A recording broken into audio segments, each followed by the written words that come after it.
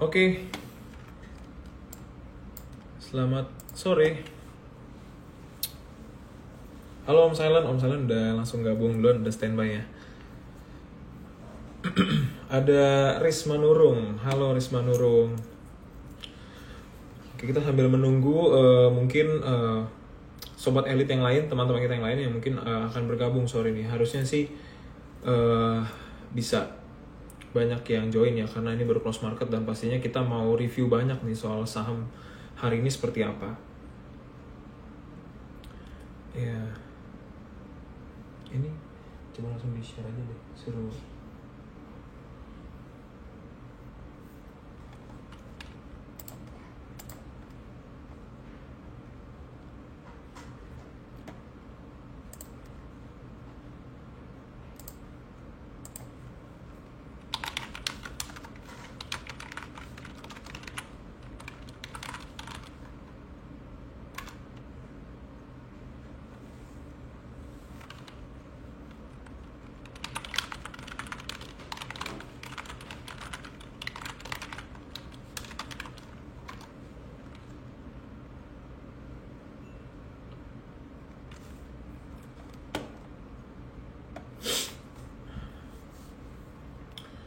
Oke, halo dari Fikri #Juliansyah. Selamat datang, selamat bergabung di live Instagram kita hari ini ya, RDK Elit Sekuritas dengan Silent Trader Academy. Lalu ada Gumilar 17 dan ada Dali Fikriana. Terima kasih sudah bergabung. Oke, langsung saja nih. Mungkin saya akan menyapa dulu teman-teman pada sore hari ini. Bagaimana kabarnya? Semoga dalam keadaan yang sehat-sehat, dalam keadaan yang bahagia selalu dan portofolionya hijau royo, cuan yang lebar-lebar pokoknya ya. Nah, market hari ini kita lihat nih sepertinya close-nya merah atau hijau ya. Tadi saya belum cek lagi. ISG hari ini merah ya, tutupnya hari ini merah nih sepertinya. Di angka 7.300 ya, level 7.300 minus 0,21%. Kalau dalam poin itu minusnya minus 15,09. Jadi hari ini memang turun tipis. Tapi it's okay karena ini masih ya, namanya saham pasti ada naik ada turun. Ini hal yang normal ya. Semoga walaupun marketnya merah, saya yakin teman-teman harusnya bisa tetap profit, apalagi yang mungkin follow Instagramnya ini ya, Silent Trader Academy, karena di Silent Trader Academy itu suka share mengenai saham-saham yang mau naik, saham-saham yang mau hijau ya, harusnya tetap cuan dong. Nah, dan untuk make sure, maka kita akan belajar langsung dari Om Silent ya, which is beliau adalah founder dari Silent Trader Academy, dan kita mau cerita-cerita sedikit nih mengenai saham apa yang beliau tradingkan juga gitu ya. Beliau dan member-member tradingkan hari ini gitu ya, dan kita mau tahu juga strategi apa yang beliau gunakan gitu, karena sesuai dengan judul kita yaitu stop pakai cara lama, strategi yang ini nih bikin trading kamu makin cuan. Nah, strategi apa? Nah, ini kan yang bikin kita penasaran sebetulnya, dan kita harus mencari tahu gitu, karena mungkin selama ini kita merasa kayak trading kita udah cukup profit gitu ya, trading kita udah cukup maksimal, tapi ternyata ada cara lain yang ternyata bisa bikin kita lebih maksimal lagi profitnya gitu. Jadi teman-teman pasti pada penasaran. Jadi tanpa berlama-lama saya akan langsung undang coba ini ya, Om Silent. Bentar, saya coba akan undang dulu Om Silentnya untuk bisa bergabung.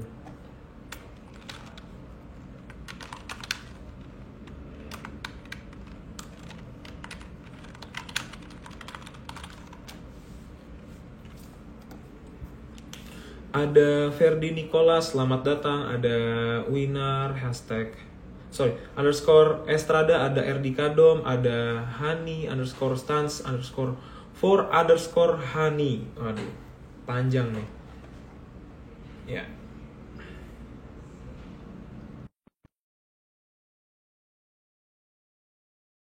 Sudah meng-ACC untuk Om Silent bisa bergabung.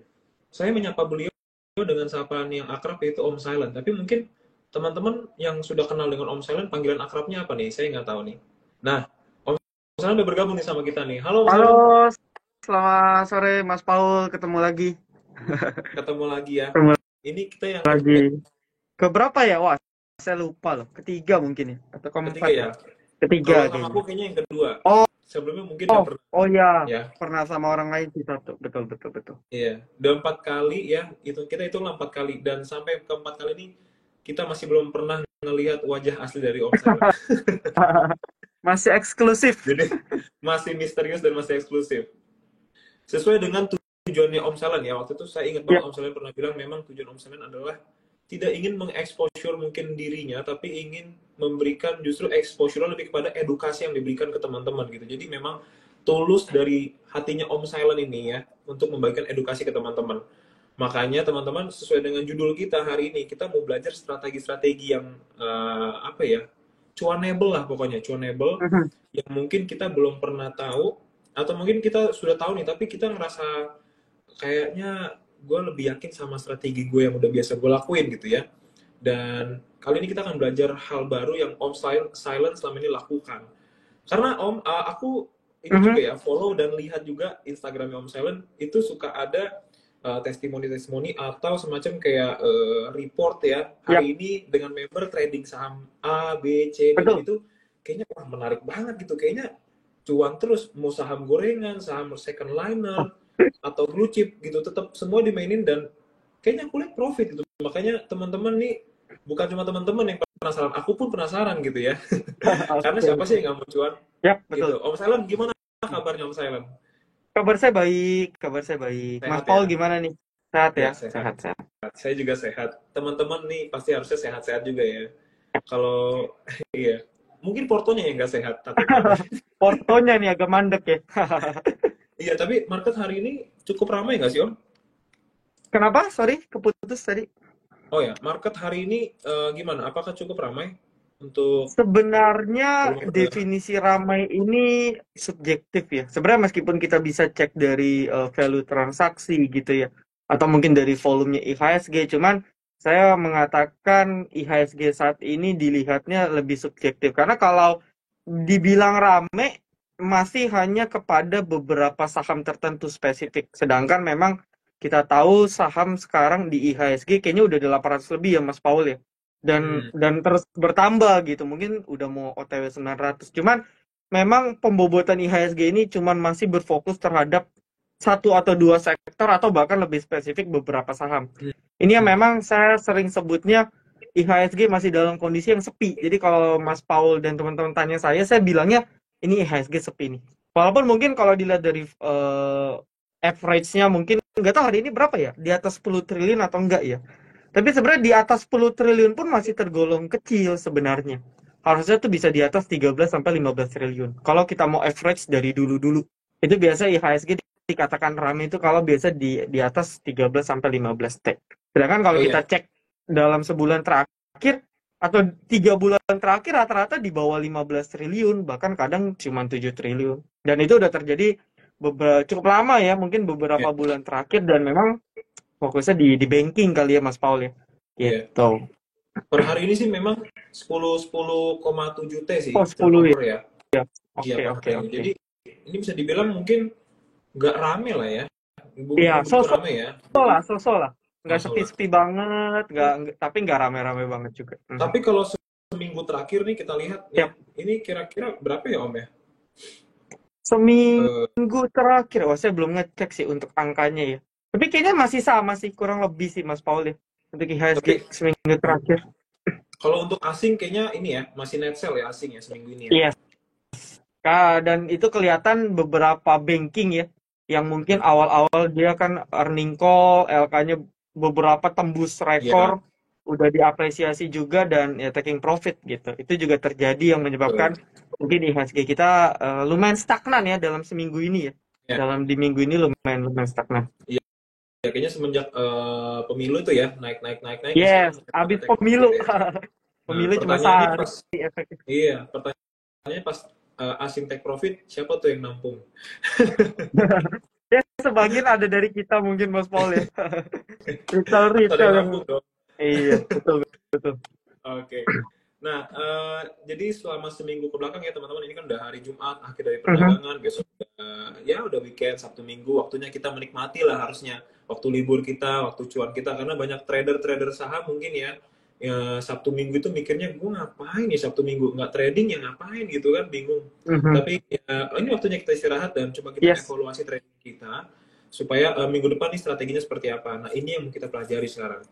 Nah, Om Silent, mungkin kita nggak akan terlalu banyak untuk bridging-bridging ya, karena Oke, saya yakin teman-teman ini pasti pada pengen tahu gitu. Jadi siap. sebenarnya ini kita lebih mau ngebongkar rahasia dapurnya Om Silent Wah, sebetulnya. aduh, mantap nih. Rahasia dapurnya Om Siap, Silent. siap. Karena ini menarik banget ya. Pertanyaan pertama, teman-teman kita simak ya, Om Silent akan menjawab pertanyaan ini, yaitu cara strategi screening saham. Jadi memang ini basic sih. Cuman kita Mhm. mau tahu sebenarnya Om Salan ini gimana cara screeningnya sampai dapat saham-saham yang oke banget gitu. Bukan hanya gorengan tapi yang blue chip juga gitu loh. Dan tahu Siap. ini saham mau naik gitu. Oke, oke, oke. Oke, ini pertanyaan yang memang seperti yang perkataan Mas Paul ya, simple dan mungkin kalau teman-teman lihat live, ya ini pertanyaan yang template yang sering banget ditanyain gitu. Cuman tetap selalu ditanyakan. Nah, ini juga jadi pertanyaan apakah dari teman-teman udah dapat ilmunya, tapi teman-teman sendiri ragu atau gimana. Cuman mungkin coba abis live ini, semoga dari live ini ada manfaatnya. Nah, bicara terkait screening, memang setiap orang itu udah pasti beda Hmm. gitu. Kita nggak bisa samain. Misalnya nih saya kasih resepnya ke teman-teman. Meskipun teman-teman tiru, belum tentu teman-teman bisa sama kayak saya gitu. Kenapa? Karena banyak yang mempengaruhi keberhasilan trading di luar faktor teknis. Ya salah satunya ialah psikologis ya dari kita. Lalu misalnya latar belakang kita. Saya full time, teman-teman misalnya kerja kantoran atau usaha yang kadang nggak bisa pantau, itu udah mempengaruhi sangat signifikan meskipun screeningnya sama gitu ya. Lalu yang kedua adalah faktor psikologis yang berkaitan mungkin dengan dana yang ada di portofolionya. Ya, apakah dana itu memang teman-teman udah siap untuk hilang? Jadi teman-teman nating tulus dan disiplin kayak robot ya. Kalau hilang ya udah gitu ya, kalau profit ya udah juga gitu. Atau teman-teman masih bergantung banget sama dananya. Jadi banyak banget faktor-faktor non teknis yang bisa mempengaruhi gitu. Jadi memang kunci pertama ialah ATM sebenarnya. Amati, tiru, modifikasi. Ya, Oke. mau tiru full pun sebenarnya nggak masalah. Cuman percaya pasti teman-teman akan modif menyesuaikan dengan kondisi teman-teman. Itu dulu ya. Jadi Hmm. saya kalau sharing saya biasanya selalu mau ngingetin ke teman-teman mindsetnya dulu nih. Kita Ya. samakan dulu gitu. Biar nanti ke depannya teman-teman dapat ilmu atau wawasan juga masuk. Oke. Nah, lalu kalau screening saya udah banyak juga ketemu banyak sekali jenis trader ngobrol-ngobrol baik itu secara langsung atau online ya. Di mana satu selalu adalah kriteria wajib yang selalu ada apapun jenis metodenya. Ya, pertama ialah volume, gitu ya. Jadi kita back to basic lagi. Kalau analisis teknikal itu kan analisa yang mempelajari pergerakan harga di masa yang lampau, ya, dengan volume perdagangan. Jadi sebenarnya dua, ya, menganalisa data di harga masa lampau sama volume perdagangan ya untuk memprediksi pergerakan harga di masa yang akan datang. Nah, jadi volume ini kadang suka dilupain nih. Padahal ini Hmm. sebenarnya salah satu pokok atau dasar. Ya, atau di dalam teori juga salah satu poinnya ialah volume must confirm the trend. Ya, jadi tren yang bullish itu harus didukung juga dengan peningkatan volume yang signifikan secara rata. Ya, jadi Hmm. mungkin teman-teman juga nanti sering nemuin tuh, wah banyak saham-saham yang udah terbang tinggi tapi transaksinya makin kecil. Itu kalau Hmm. teman-teman perhatikan dalam beberapa period ke depan, itu pasti akan terjadi yang namanya reversal. Itu 80% pasti terjadi. Itu Oke. atau kita sebut kalau belajar lebih lanjut ada namanya divergent. Ya. Nah, itu mungkin out of konteks. Tapi balik lagi, kriteria pertama pakai volume. Nah, ceknya gimana? Kalau saya, ya kalau di beberapa tampilan chart, saya yakin semua tampilan chart bisa nampilin volume itu kan bentuknya histogram ya, Mas Paul ya, Hmm. batang kayak gini ya. Ya, Iya. naik turun naik turun. Nah, kita bisa tempelin moving average gitu. Jadi moving Oke. average itu akan nempel di bar. Nah, biasanya secara common itu bisa dipakai EMA 20. Artinya kan rata-rata 20 kali kerja. Itu merefer kepada 1 bulan. ya 1 bulan IHSG kurang lebih 20 sampai 22 hari kerja gitu. Jadi memang angka 20 ini cukup sakral gitu kalau di pasar Hmm. modal atau pasar saham atau bahkan di forex anything. Karena merefer kepada 20 hari kerja atau 1 bulan. Jadi pakai volume ketika transaksi rata-ratanya di atas EMA 20 itu masuk filter saya. Nah, Oke. jadi dari 800 tuh itu sebenarnya udah kebantu filter. Paling kalau dicek sekarang saham-saham yang di atas EMA 20 secara average paling nggak nyampe 100 saham dari 800. Even mungkin di bawah 50 saham. Jadi kan itu udah ngebantu banget ya. Dari 800 udah sisa misalnya let's say 50. Dari 50 pun yang memang kedua. Nah, ini versi saya. Ya, kalau pertama mostly semua pakai. Nah, yang kedua ialah secara simple saya selalu cari yang trennya uptrend. Itu dulu. Oke. Ya, Hmm. apalagi untuk pemula ya. Nah, sering kali pemula nih Mas Paul saya perhatiin sampai turun-turun tapi masih dihajar nih. Lumayan nekat juga. Bahkan Average mungkin down. kita yang udah kita yang udah lumayan ya bukan expert lah, lumayan udah lama di pasar modal, lebih lama dari teman-teman pun kadang nggak berani juga kalau memang Hmm. trennya masih masih strong strong bearish kita juga nggak berani. Tapi teman-teman pemula malah kebalik. Yang turun-turun-turun itu dihajar terus. Sebenarnya yang benar kita belajar atau beli dulu coba untuk trading saham-saham yang uptrend. Nah, Hmm. yang uptrend ini juga suka masih ambigu nih Mas Paul. Ya, pertama kita harus tahu bahwa tren itu sebenarnya bisa kita kategorikan jadi 3 jenis. Ya, bukan uptrend, downtrend, sideways, tapi primary trend atau major, kedua adalah secondary-nya, lalu adalah minor. Nah, kadang kita suka salah nih, oh saham ABC uptrend, tapi uptrendnya minor, sedangkan majornya masih turun. Akhirnya apa? Cut loss juga, karena Hmm. majornya masih turun. Nah, jadi filter yang kedua, pastikan majornya itu naik Oke. kita. Karena selagi utamanya besar jangka panjangnya masih naik, itu masih oke. Nah, ini yang suka orang salah nih. Ya, kita biasa nentuin minornya, padahal majornya masih turun. Itu sering banget. Kayak waktu itu banyak yang nanya ke saya MDKA. Kalau teman-teman cek MDKA, itu majornya masih turun. Ya, meskipun minornya naik. Nah, yang suka salah lagi, analisa minor, terus tradingnya mau 3 bulan gitu Mas Paul. Oh, 2 bulan misalnya kayak gitu. Itu nggak sesuai. Ya, jadi nggak cocok. sebenarnya untuk screening asal dua ini teman-teman serius men-screening ya, itu paling ketemu udah 10 atau 20 saham. Itu tinggal kita nyesuaiin paket gaya trading kita tuh udah selesai. Cuman yang jadi problem, bisa nggak kita konsisten bener-bener ngikutin teknikal yang bener melalui dua ini tadi. Sebenarnya cukup dua ini udah. Nggak perlu pakai indikator, nggak perlu pakai apa. Itu sebenarnya nggak usah. Untuk awal. Mungkin itu dulu kali ya, Mas Paul ya. Oke. Ini menarik banget ya. Jadi Ya, tadi aku simpulin lagi ya teman-teman. Jadi dari ratusan saham yang ada di bursa itu kan banyak banget. Nah ini Om kenapa aku juga kenapa berpikir untuk membahas hal-hal seperti ini? Padahal ini basic banget, mhm, udah sering tanya ya, di mana-mana. Tapi karena kebetulan mhm, aku memperhatikan kayaknya semakin banyak nih pertumbuhan investor retail nih kayak semakin meningkat tahun ini yes. walaupun nggak sebanyak tahun-tahun sebelumnya tapi ini Covid ya. Mhm. berkembang terus. Nah dan sekarang kan kayaknya apa kita lihat semangatnya ada untuk berinvestasi tapi takutnya tidak dibarengi dengan ilmunya ya Om ya. Jadi Betul, ini yang betul. harus kita dari kita sebagai sekuritas ya dari Yes. AB walaupun dan juga Om dari Om Selen dari selaku komunitas yang memang Mhm. edukator juga ya menginfluence Ya, edukasi saham. Ini kayaknya tugas kita bersama untuk bisa mengedukasi betul. teman-teman. Jadi aku berpikir dari sana akhirnya kita membahas hal ini. Nah teman-teman tadi ada dua aku simpulin bahwa kita lihat dari ratusan saham kita lihat dari volumenya dulu itu ternyata Hmm. penting sekali gitu dari volumenya lalu kita pasangkan moving average 20 ya Ya, angka krusial. Nah lalu kita lihat dari sahamnya apakah uptrend atau downtrend dan itu kita lihat dari majornya ya dari ya. major trendnya ya bukan yang minor teman-teman jadi major trendnya secara garis besar mungkin ditarik selama 200 hari ke belakang Om ya. Yes, yes. Atau kalau teman-teman pakai moving average, mempersimpel ya pakai EMA 200 gitu. Biasanya Jadi di gitu atas ya. EMA 200 ya kita bisa asumsikan majornya uptrend. Secara simpel ya, secara simpel bisa.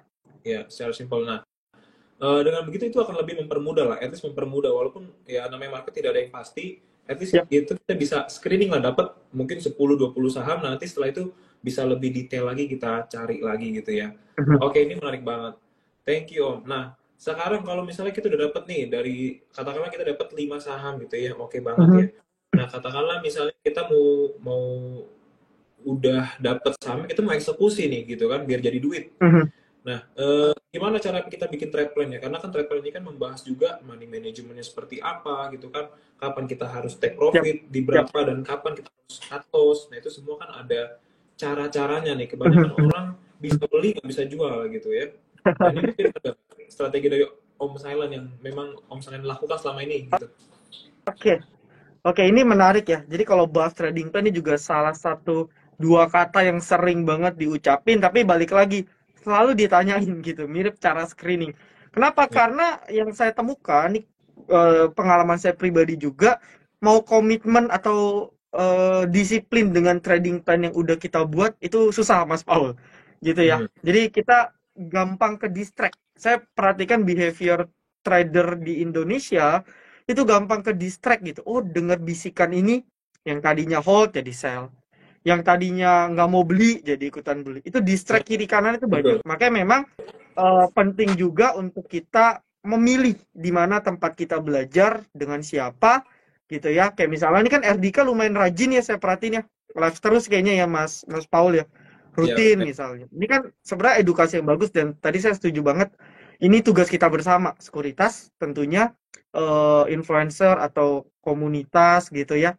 Itu peran pentingnya cukup besar. Nah, balik lagi. Jadi kalau bicara trading plan, tadi disebutkan Mas Paul juga memang ada beberapa hal yang harus kita perhatikan dengan jelas. Pertama, kita harus tahu stop loss-nya di berapa. Ya, jadi kalau kita prioritinya skala prioritas, pertama yang kita tentuin dulu stop loss-nya di berapa. Ya, kedua ialah kita mau taking profit di berapa. Udah pasti ya.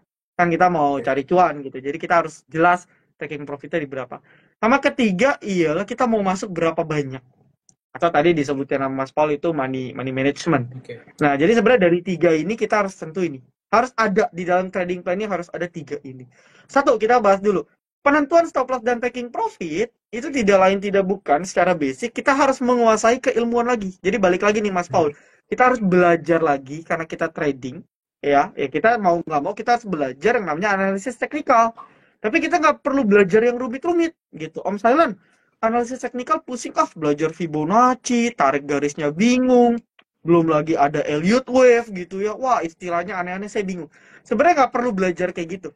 Nah, cukup belajar awalnya, belajar yang paling simple ialah belajar support resist dulu gitu, Oke. support dan resistance. Sebenarnya cukup itu udah sangat membantu. Karena balik lagi basic nanti dari Elliott wave atau Fibonacci itu balik lagi bagaimana kita tarik garis support dan resist.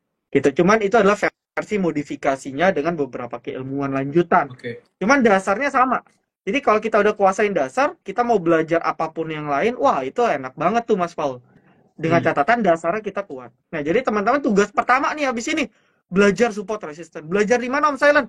Banyak ya, di YouTube kita ada, di buku-buku ada, di semua sekarang saya rasa gampang ya. Gitu, ikut live misal dari RDK atau mungkin ada program belajar dari RDK. Banyak source gratis atau berbayar yang teman-teman bisa akses. Yang penting satu, mau gak bener-bener mau belajar.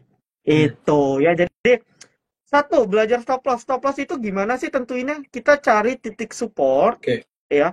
Titik support yang mana memang teruji berkali-kali. Support itu kan area bawah ya. Jadi simpelnya kalau support itu di bawah harga, gitu Ya. teman-teman ya. Kalau resist di atas harga. Nah, cari di mana ketika harga mencoba berkali-kali nyentuh area itu, tapi nggak turun-turun. Nggak turun lebih rendah dari area itu. Itu yang dinamakan area support.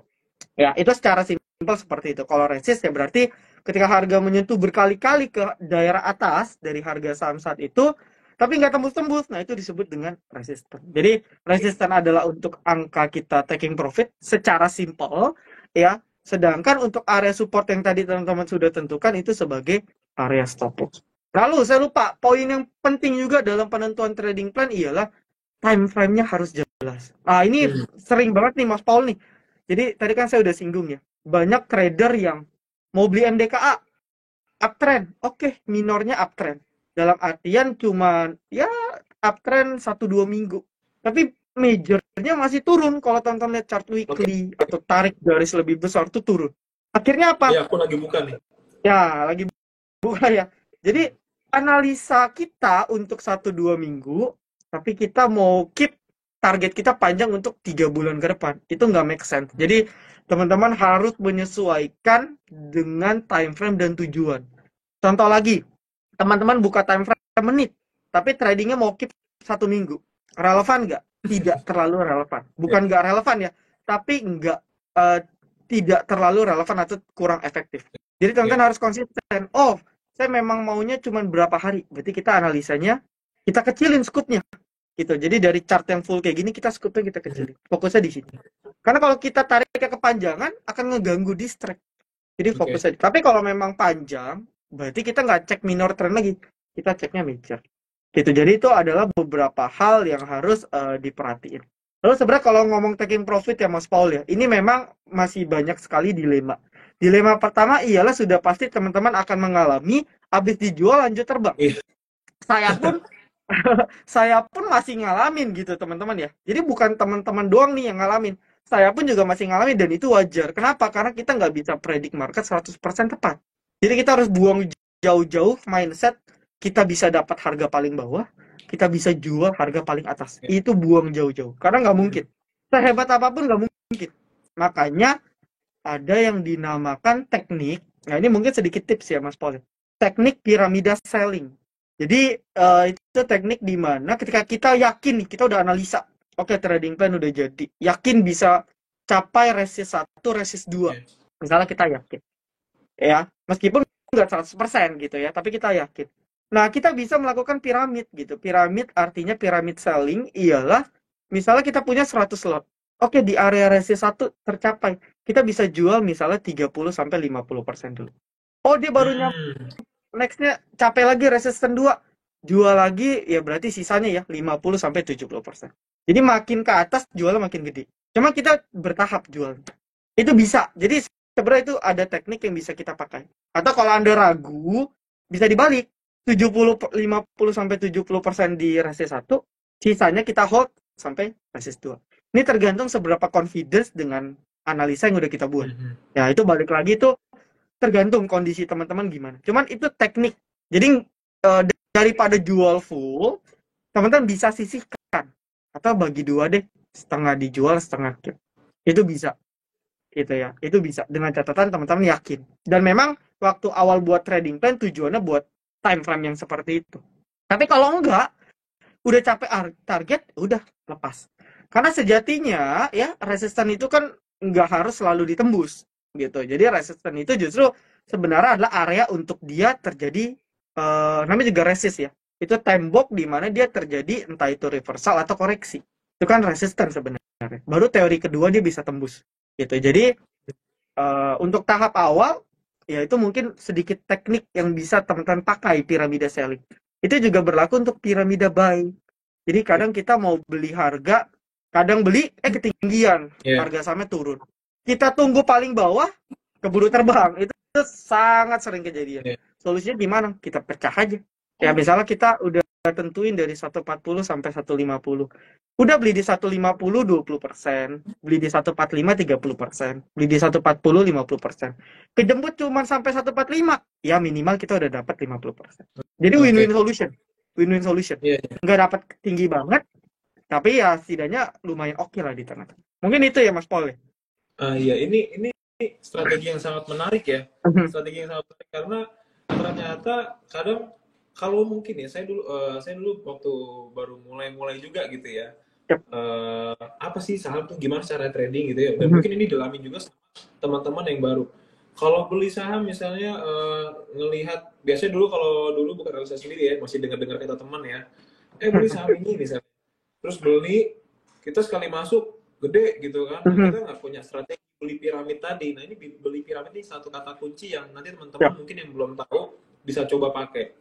Jadi masuknya jangan langsung 100% atau seluruh duit kita masukin ke sana, tapi ada tadi yang dibilang oleh Om Silent bertahap gitu ya. Ya. Jadi kalaupun target beli kita nggak dapat semua, at least kita udah dapat sekian barang gitu Ya. teman-teman.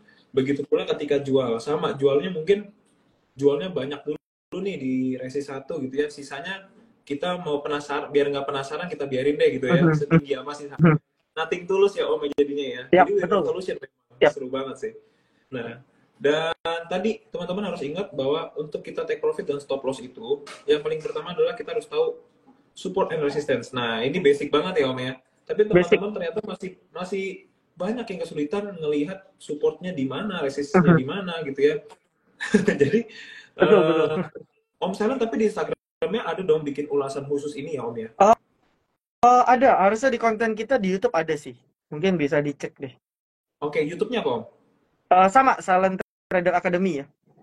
Oke, nanti teman-teman bisa cek langsung ke YouTube-nya Om Silent karena di sana pasti akan dibahas lebih lebih mendalam sih, harusnya lebih detail. Nah, di sana bakal Ya. dibahas, dan setelah posting YouTube itu tidak ada perubahan lagi kan Om strateginya, atau ada update terbaru lagi dari strategi-strateginya? Kalau bicara support resist itu karena dasar ya Mas Paul, basic banget. Cuman karena itu basic banget, jadi nggak ada perubahan. Nah, kelanjutan dari support resist itu yang kayak tadi muncul namanya chart pattern, ya. Hmm, Karena sebenarnya chart pattern itu bagian dari kita tarik garis. Support resist, trend line digabung jadi symmetrical triangle misalnya. Digabung jadi double double top, double bottom. Itu sebenarnya kelanjutannya. Cuman basicnya itu nggak berubah, oke. support dan resist. Nah, justru basicnya ini yang penting Yap, teman-teman. Jadi akarnya harus kuat. Nanti ke depan-depannya tuh udah mulai gampang lah. Yang penting tahu basicnya dulu ya. betul. Nah, itu jadi tadi untuk trade plan ya, gimana take profit, stop loss, dan cara kita beli, cara kita jual itu seperti apa. Udah kasih tahu pakai piramid ya. Piramidnya ada yang kebalik atau piramid yang lurus gitu ya, ke atas gitu ya. Oke, thank you banget Om Salon. Nah, tadi teman-teman sepertinya ada yang bertanya. Nah, Boleh. sebelumnya aku ingatin dulu, teman-teman yang mau bertanya, nanti bisa langsung bertanya di kolom pertanyaan ya, khusus ya. Jadi jangan bertanya di kolom komentar, kenapa? Takutnya nanti kelewat, tenggelam, nggak kebaca nih. Gitu, karena kan kita sambil ngobrol, takutnya aku nggak ngeh gitu, ternyata ada yang nanya gitu.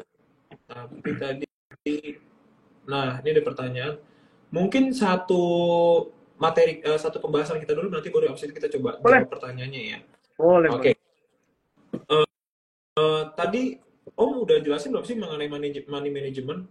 Kayaknya Belum. belum ya. Saya belum singgung lebih detail. Belum singgung lebih detail ya. Tadi Ya. udah sedikit disinggung nih, kayaknya belum lebih detail. Karena ini cukup penting. Nah, untuk money management sendiri, Om Salan gimana? Apakah ada cara-cara khusus yang mungkin kayaknya teman-teman yang baru belajar ini belum tahu nih caranya? Oke, jadi mungkin kita samakan mindset lagi ya, teman-teman ya. Kalau teman-teman yang mungkin stepnya masih baru kenal, baru step belajar memahami dengan utuh apa itu pasar modal dan instrumennya salah satunya saham, maka sebenarnya saya selalu ngajarin money management ialah kita pecah ke diversifikasi di beberapa, bahkan di beberapa aset gitu, bukan saham aja bahkan. Cuman kalau udah masuk ke tahap berikutnya udah fokus di saham juga saya biasanya diversifikasi, ngajarinnya setengah ke investasi, setengahnya untuk trading. Lalu misalnya Hmm. lanjut lagi ke tahap berikutnya, oke, fokus trading, baru dipecah lagi dulu Mas Paul. Itu ke 1 sampai 3 saham. Jadi sebenarnya idealnya, kalau menurut saya Mas Paul ya, kalau teman-teman tanya saya sekarang, saya rata-rata sekali beli mungkin bisa 60 sampai 80%. Bisa untuk 1 atau 2 saham gitu. Hmm. Tapi Oke. itu tidak recommended. Kenapa? Karena kalau balik lagi, teman-teman yang baru ini kan masih mencoba memahami. Ya tadi yang saya bilang mungkin penentuan trading plan pun mungkin masih butuh adaptasi gitu ya. Butuh banyak trial error. Jadi kalau langsung jor-joran di awal, sebelum sukses duitnya udah habis duluan kan sayang gitu. Jadi lebih baik belajar dari pengalaman orang lain, pengalaman saya, misalnya pengalaman Mas Paul atau dari teman-teman RD atau teman-teman para mentor gitu ya. Kita belajar dari pengalaman mereka. Nah, makanya memang kalau untuk belajar ialah fokusnya mindsetnya kita samakan dulu. Jangan mau target langsung bisa cepat kaya. Ini juga, aduh, saya juga bingung ya, masyarakat Indonesia ini sekali dengar kata cepat kaya tuh langsung gitu, Ya. ke trigger langsung tertarik gitu. Dan yang lebih parahnya lagi, cepat kaya abis itu dengan modal yang mungkin agak kecil. Ini kan nggak make sense ya. Bisa, tapi nggak make sense, nggak masuk akal. Jadi kita samakan persepsi dulu. Saham bisa nggak bikin kaya Om Silent? Bisa. Contohnya udah banyak. Cuman kita nggak tahu proses mereka seberapa panjang. Nah, teman-teman harus siap dulu dengan proses itu. Jadi kalau untuk belajar, Yang penting kuasai keilmuannya dulu. Profit anggap bonus. Itu dulu kalau saya biasa ngajarin gitu Mas Paul. Profit Hmm. anggap bonus dulu. Ya, profit anggap bonus. Jadi, teman-teman kalau mau beli ialah 1 sampai 4 saham. Sebenarnya nggak boleh lebih. Kenapa? Makin banyak, satu, secara portofolio growth itu rata-rata nggak akan growth. Jadi, 2 jalan, 2 turun. 3 jalan, 1 turun. Satunya turun dalam. Nggak kita cut loss. Ujung-ujungnya selama setahun gitu terus nggak naik nggak nambah, bahkan kalau market Hmm. lagi jelek empatnya turun gitu ya, karena kan Ya. market kita satu arah ya, kita cuma bisa beli kan, nggak bisa lepas, nggak bisa sell gitu. Jadi kalau marketnya turun kita ikut drop. Nah makanya memang sebenarnya idealnya tuh cuma 1 sampai 3 kalau saya. Mungkin beda ya, kalau orang banyak yang ngajarin 5 sampai 7 itu mungkin untuk porto invest, tapi kalau untuk porto trading fokus 1 sampai 3. Kenapa? Karena kalau Anda fokus, pertama keuntungannya Anda bisa memahami behavior sahamnya geraknya gimana. Ini penting ya kalau untuk trading ya, apalagi kita trading harian, time frame pendek. Karena kadang banyak saham itu yang kita cukup pahami pergerakannya. Oh, dia tiap siang naik nih. Oh, atau dia memang biasanya setiap seminggu sekali pergerakannya gimana. Itu kalau Hmm. kita fokus mantau 1 sampai 5 saham itu aja tiap bulan, itu kita bisa make profit bolak-balik dari situ.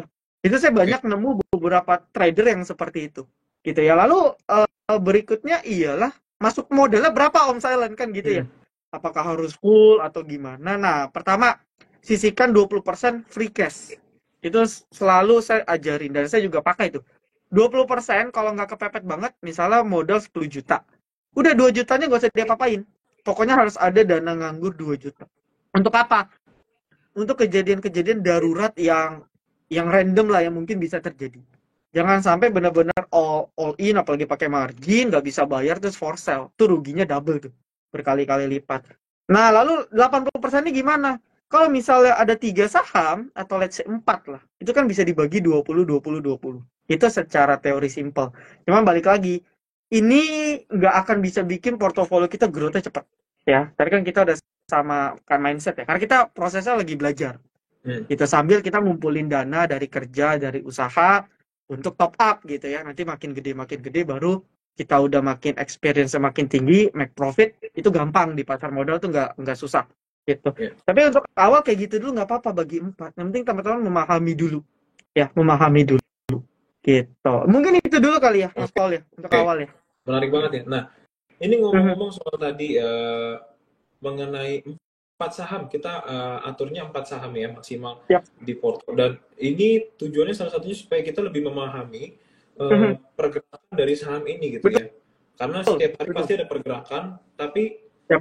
naik atau turunnya ini mungkin kita bisa sedikit bisa dibilang menghafal Polanya, pola pergerakannya. ya polanya nih seperti ini gitu Mhm. kan. Nah, ini mungkin yang biasa kita sebut dengan istilah stock universe ya Om.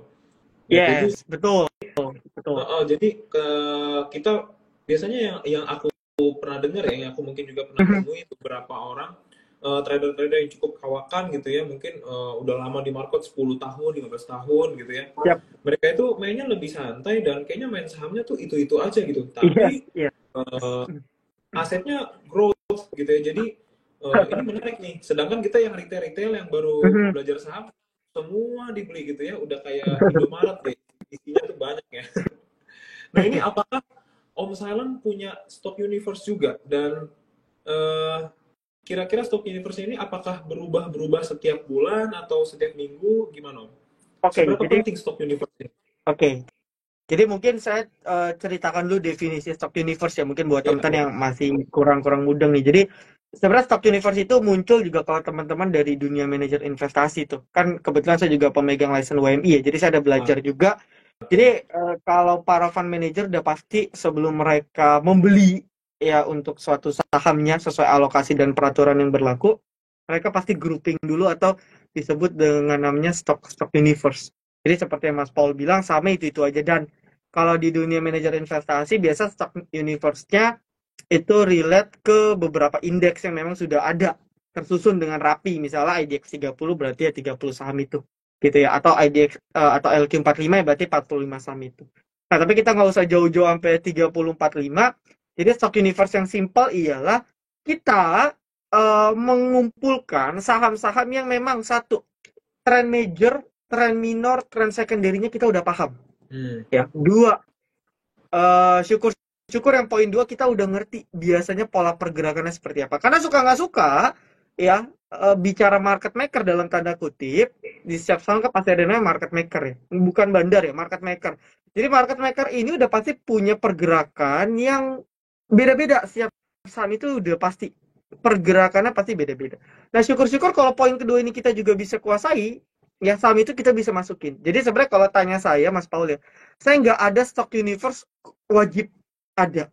Tapi udah pasti dalam beberapa periode pasti ganti-ganti.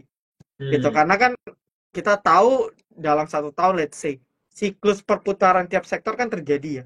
Misalnya nanti kalau akhir tahun, misalnya batu bara naik lagi. Gitu ya. Atau misalnya mau lebaran nih, misalnya saham-saham retail gitu ya. Atau saham-saham ayam-ayaman misalnya, contoh ya. Itu naik misalnya. Nah, cuma balik lagi, fokusnya ialah ke saham-saham yang Anda udah ketahui dulu. Ya, yang udah Anda ketahui dulu polanya dan trennya. Karena dengan ini dua ketahui, Anda buat trading plan gampang. Oh, biasanya kalau saham ini nyentuh harga ini udah pasti turun. Oh, udah deh siap-siap jual. Jual aja full langsung. Oh, biasanya kalau nyentuh area ini udah pasti rebound nih, technical rebound. Beli deh.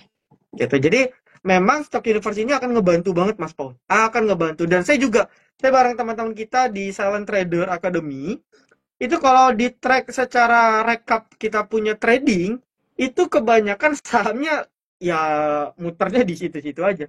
Kenapa? Karena ya memang kita udah tahu ya, betul kayak tadi Mas Paul, malah kebanyakan retail tuh semua mau dibeli. Blue chip dibeli, middle cap dibeli, gorengan semua IPO dibeli. Bahkan saya ya Mas Paul ya, kalau saham yang saya nggak ngikutin banget, contoh PTPS, itu kan lumayan gila naiknya dari kita sempat trading, saya sempat trading tapi memang pendek gitu, cuma 5%, 10% udah lepas. Karena saya nggak pantau banget polanya gimana, apalagi kan baru IPO ya. Tapi dari 200-an naik ke 400, sekarang disuspend gitu. Tapi saya nggak berani entry lagi, kenapa? Karena itu prinsip, kalau nggak ngerti polanya seperti apa, kita tinggalin. Kita masukin ke stock universe kita yang memang kita ngerti pola-polanya seperti apa. Kayak gitu. Dan biasa stock universe itu 10-an oke. Ya, untuk pemula 10-an oke. Nggak boleh terlalu sedikit gitu ya, tapi nggak boleh terlalu banyak. Jadi saya rasa angka 10-an kurang lebih itu oke untuk kita coba. Atau misalnya dibagi lagi nih Mas Paul, stock universe buat teman-teman belajar. Dari 10, 3-nya blue chip ya, saham-saham yang middle cap-nya tinggi misalnya. Ya, lalu 3-nya lagi yang middle cap. Yang 4-nya mau gorengan terserah, atau dibagi per sektor. Ya, ada yang dari banking kita masukin yang kita kenal. Ada yang dari sektor telekomunikasi kita masukin misalnya. Sektor komoditas kita masukin 2 saham misalnya. Komoditas apa terserah. Mau nikel apa kita masukin. Itu bisa. Jadi sebenarnya tinggal se-fleksibel kita aja. Kayak gitu. Oke. Nah, itu udah cukup Om. Ini kayaknya menarik banget soal stock universe nih. Udah. Harusnya bisa lebih lebar lagi ya kayaknya, kalau dirincikan bisa lebih lebar lagi nih harusnya ya Om ya. Bisa lebih lebar lagi. Nah, jadi aku tegasin lagi teman-teman, stock universe ini adalah 10 saham yang mungkin menjadi pantauan kita ya. Jadi bukan yang harus ada di porto kita, tapi at least ini jadi pantauan kita. Nanti dari sini kita pilih lagi untuk siapa yang akan masuk ke porto kita gitu ya. Nah, oke, kita coba lanjut lagi jawabin pertanyaan teman-teman yang udah masuk nih. Dari Instagram k.dom ya. Apakah ada saham-saham tertentu yang perlu kita hindari walaupun secara MA20 nih dan analisa tren bagus gitu? Oke. Wah, ini pertanyaan bagus ya. Saham apa yang perlu dihindari? Pertama, mungkin sebenarnya ya, asal kita disiplin, benar-benar disiplin, dan menggunakan fitur di sekuritas yang namanya automatic stop loss, dengan catatan settingnya benar ya. Itu sebenarnya nggak ada, semua saham kita bisa tradingin. Gitu. Nah, cuman saya sadar bahwa kita lumayan bandel nih, trader Indo nih lumayan bebel. Dikasih tahu juga pasti nggak pasang automatic stop loss, termasuk saya juga Mas Paul. Jadi kadang saya nggak pasang juga gitu. Ya karena ya kalau saya memang kan kebetulan bisa pantau iya.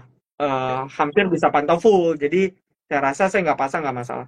Cuman memang harusnya pasang gitu. Kadang kalau lagi ke toilet, saya pernah lagi ke toilet dulu kebanting ARB. Itu Waduh. pernah persis banget habis dari toilet. Jadi hal-hal kayak gitu sangat mungkin terjadi di pasar modal. Nah balik lagi, sebenarnya nggak ada ketentuan khusus kalau Anda pasang automatic stop loss. Tapi kalau Anda masih bandel nggak mau pasang automatic stop loss, nah satu yang harus dihindari adalah saham-saham yang terindikasi, ini sering banget saya share, ialah saham-saham yang berpotensi adanya repurchase agreement atau Oh, repo. Mungkin teman-teman akan sering oke. familiar.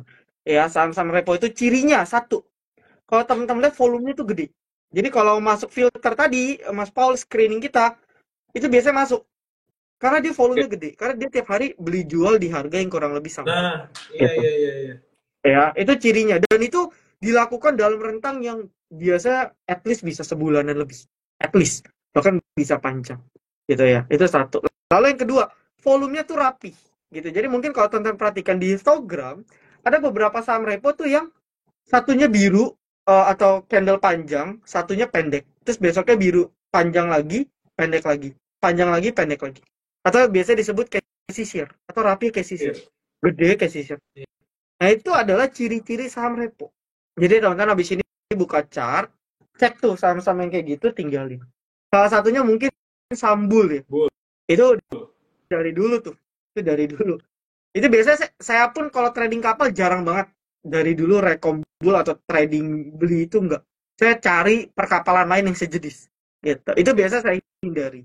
Atau dulu ada NATO. Ya, sekarang sih Oh, udah nggak repo sih. Ada NATO, ada CARE.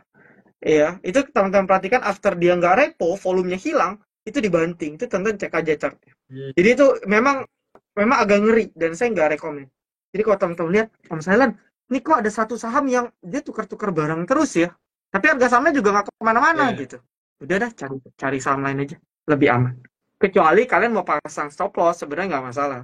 Ya karena kadang beberapa saham repo tuh naiknya kayak anak tangga gitu. Tapi turunnya juga pelosotan. Nah kalau nggak pasang stop loss udah pasti say goodbye. Jadi itu sih paling. Lalu kedua mungkin saham IPO ya.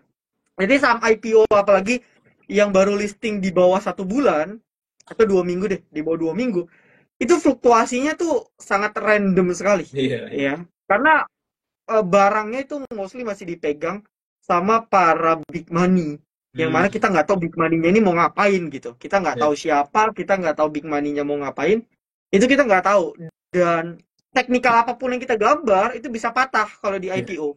Makanya memang kalau dia sama IPO unsur spekulan ada. Jadi mungkin dua saham itu yang untuk pemula hindari deh kalau masuk screening. Kecuali mau beli pakai satu lot lah ya. Satu lot oke lah. Untuk belajar masih oke lah. Nah, Kalau iya. penasaran deh. Buat ngetes-ngetes ya, biar nggak penasaran, Ngetes boleh lah. ngetes. Betul. Boleh lah. Nah, itu Boleh tadi boleh boleh. teman-teman ya, semoga menjawab nih dari Instagram Kak Dom ya. Jadi memang walaupun secara teknikalnya MA20 dan analisa trennya kayaknya oke nih, tapi ada dua saham tertentu yang mungkin buat kita bisa kita hindari ya.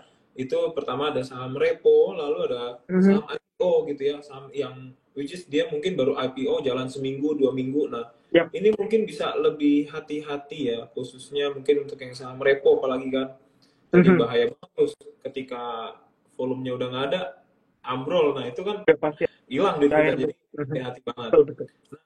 Kita lanjut lagi jawab pertanyaan dari Kevin apa nih? Firmansyah sepertinya. Kevin Firmansyah 7.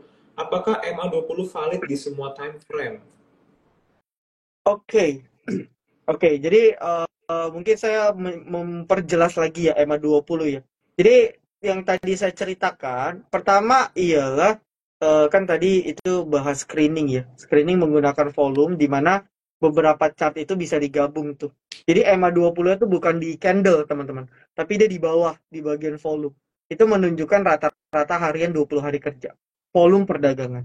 Gitu. Tapi balik lagi kalau mau pakai EMA 20 untuk di candle bagus gak Om Silent?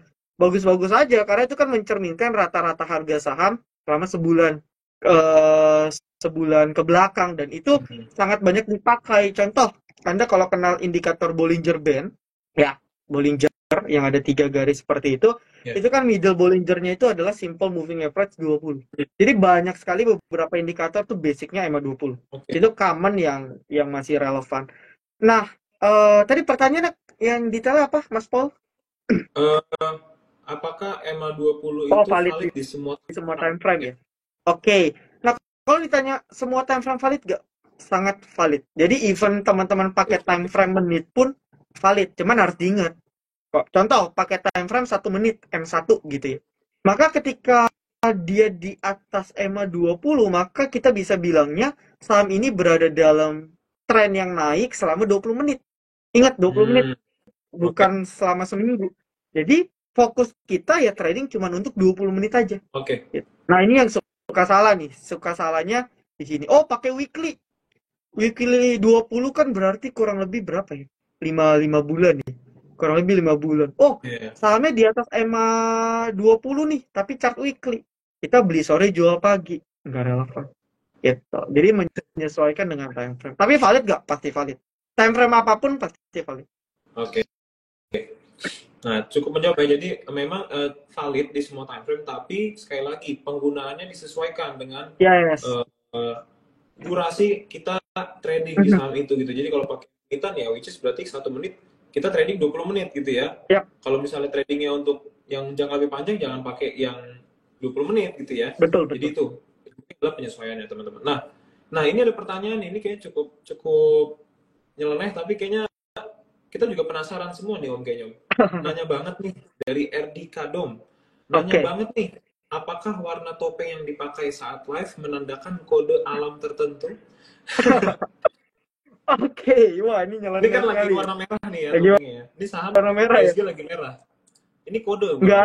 Nggak ada kode-kodean ya teman-teman ya. Jadi ya memang warna merah biasa saya pakai kalau itu biasa saya kadang iseng pakai Mas Paul. Kalau misalnya marketnya lagi jelek saya pakai yang merah. Kan ini ada nih banyak nih di belakang. Iya, ini menyesuaikan kondisi market, tapi nggak ada kode-kode ya.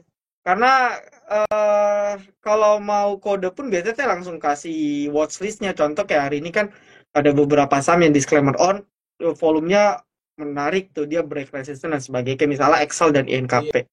Itu kan bisa masuk watchlist ya, bukan langsung beli, tapi bisa masuk watchlist. Gitu. Biasanya saya sih nggak kode-kode ya, saya langsung share di story biasanya Mas Paul.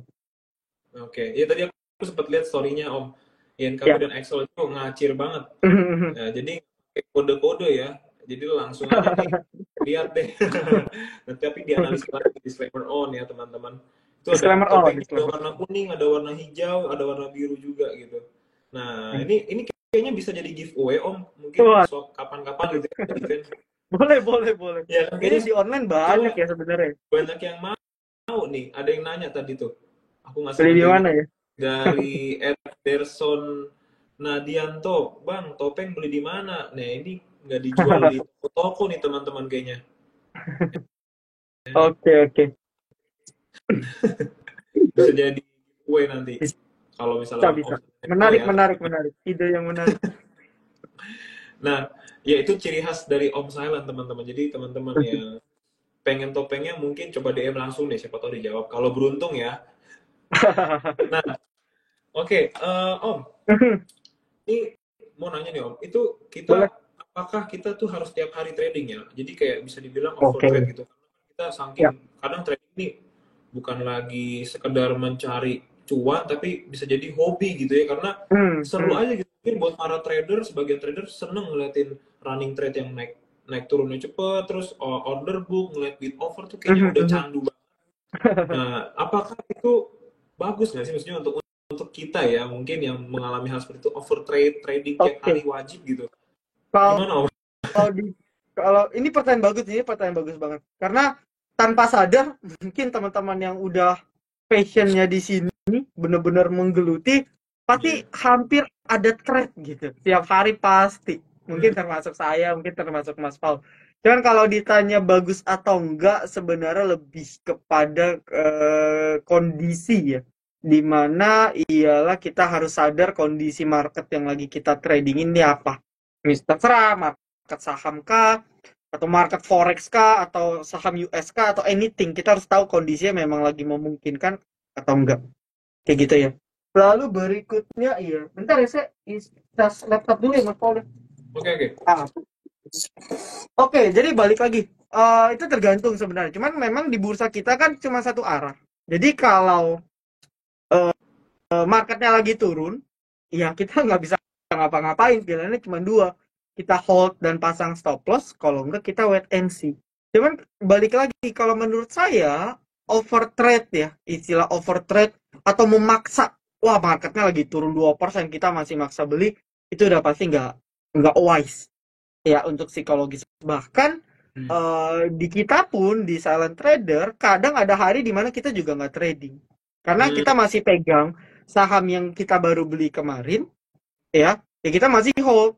Jangan juga jadi kutu loncat. Kadang kayak tadi kata Mas Poli, wah kita udah passion banget, kita udah suka banget ngeliatin bid offer, kita ngeliatin running trade gitu ya, dan lain sebagainya, maksa beli terus. Kita harus ingat di saham di porto kita ada yang udah kita beli belum, kita kawal itu dulu sampai dia capai target gitu. Jadi kadang overtrade ini juga menyebabkan tiba-tiba cash habis, Mas Paul ya. Tiba-tiba mau beli lagi udah nggak ada, IHSG-nya turun, ditambah kita bandel nggak mau stop loss. Wah, itu sering banget, banyak kejadian.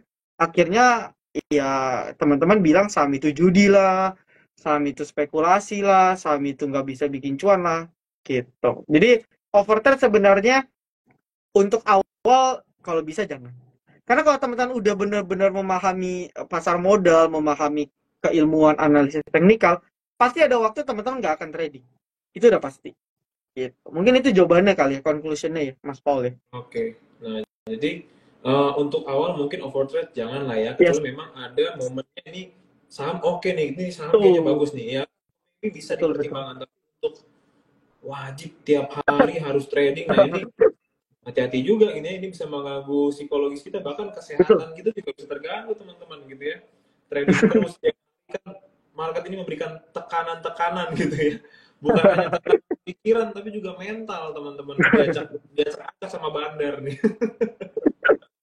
Nah, jadi memang overtrade itu sebaiknya jangan dulu ya untuk di Yap. awal-awal. Nah, ini ada pertanyaan lagi.